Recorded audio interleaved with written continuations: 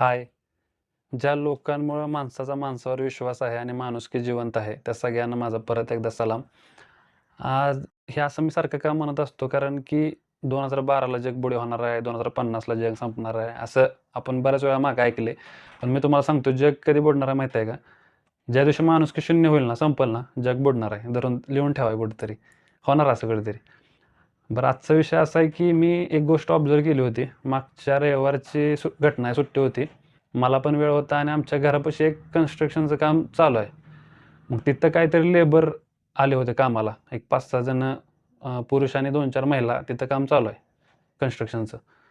तर त्यांच्याबरोबर त्यांची बारकी पोरं पण होती आणि त्यांचं काम सकाळी 9ला काहीतरी ते आले होते आणि संध्याकाळी 6ला त्यांच्या आसपास सुट्टी झाली.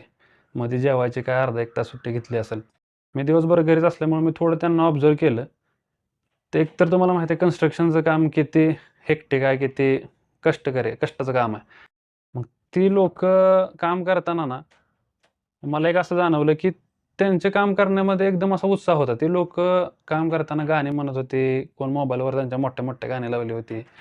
त्या लेडीज एकमेक बारक्या आधीमध्ये पोरांची काळजी काहीतरी काम बघत त्यांना बघत-बघत ते काम करत होत्या आणि त्यांचं कसं खेळीमेळीचं वातावरण होतं. एकमेकाची चेष्टा करत त्यांचं काम चाललं होतं. बरं, सुट्टी झाल्यानंतर जाताना 6 वाजताचा त्यांचा जी एनर्जी होती, जो उत्साह होता, तीच एनर्जी त्यांची येताना सकाळची होती, तीच त्यांनी कॅरी केली होती. जाताना पण ती टेबल शीट, डबल शीट होती. म्हणत होते, कोण चहा सांगणार आहे, कोण नाश्ता सांगणार आहे. एकदम असं फ्रेश वाटत होतं त्यांचं. मस्त त्यांच्या चेहऱ्यावर धूळ होती कामाची. हात खराब झाले, ते कपडे मळले होते, पण त्यांचा मन प्रसन्न वाटत होतं. मग त्याच्यावरून मी विचार केला, की माझे काय-काय असे कॉन्टॅक्टमधले किंवा तुम्हाला पण माहिती आहे, आपण पण ऐकतोय, की कॉर्पोरेटमधले किंवा मोठे-मोठे एम-एन-सीमध्ये काम करणारे आपले जे मित्रवर्ग आहे किंवा आपले नातेवाईक आहेत. आपण ऐकतो, की त्यांना मस्त 10-10, 15-15 लाखाचे पॅकेज आहेत. महिन्याला लाख-लाख, 2-2 लाख पगार घेतात. पण ते सॅटिस्फॅक्शन त्यांच्याकडनं कधी कामाबद्दल ऐकायला मिळत नाही. म्हणजे हे एक वाईटच गोष्ट आहे तशी. कारण की त्यांचं कामावर जातानाचं आणि कामावर येतानाचं जर त्यांनीच अवलोकन केलं असेल कधी, तर एकदम वाईट कंडिशन आहे. म्हणजे त्यांची एनर्जी ते सगळं मिसमॅच झालेलं असते. माझा उद्देश असाच आहे म्हणण्याचा आहे, की नक्कीच मला असा प्रश्न पडला, की सुखी कोण आहे नक्की? की ₹800,000 हजेरी घेणारा का लाख, 1.5 लाख पगार घेणारा? ॲट द एंड आपला लाईफचा अल्टिमेट एम सुखी असणंच आहे ना. त्यामुळं थोडंसं विचार करण्याची गोष्ट आहे.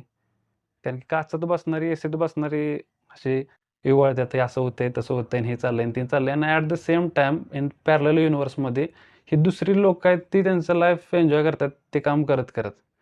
त्याच्यामुळं खरंच ही नक्की एक विचार करण्याची गोष्ट आहे आणि तुमच्या रिलेटेड जरी कोण हा व्यक्ती असला असं, तरी तुम्ही पण त्यासाठी बोला.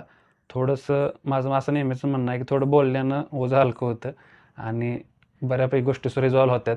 बोलत राहा, कमेंट करत राहा, चॅनल लाईक करा, सबस्क्राईब करा आणि बघूया पुढं अजून काय असं निरीक्षण चांगलं गावलं तर तुमच्यापर्यंत पोहोचवीन. पण नक्की काहीतरी ह्यातून घेण्याचा प्रयत्न करा.